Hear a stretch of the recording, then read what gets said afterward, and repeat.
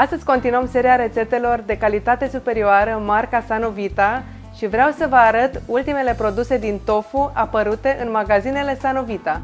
Putem face cele mai gustoase combinații încorporând tofu cu diferite arome.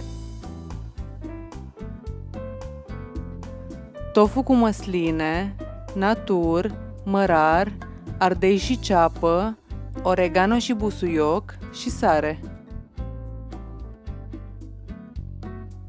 Tocăm mărunt o ceapă și o călim în puțin ulei de măsline.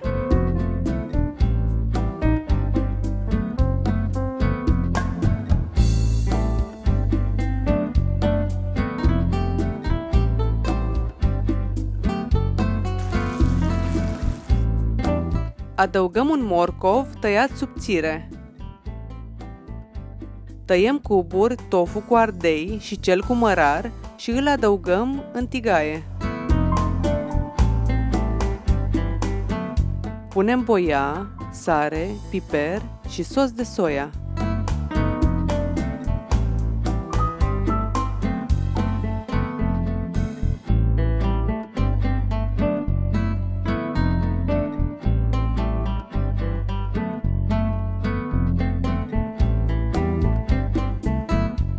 Tăiem un ardei roșu feliuțe și adăugăm fasole neagră fiartă.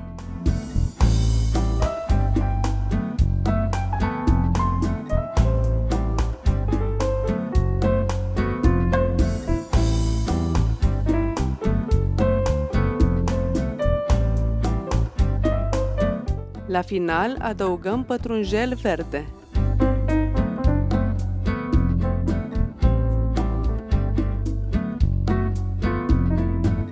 Pe un platou punem orezul brun fiert împreună cu legumele și tofu, presărăm frunzele de pătrunjel și să avem poftă!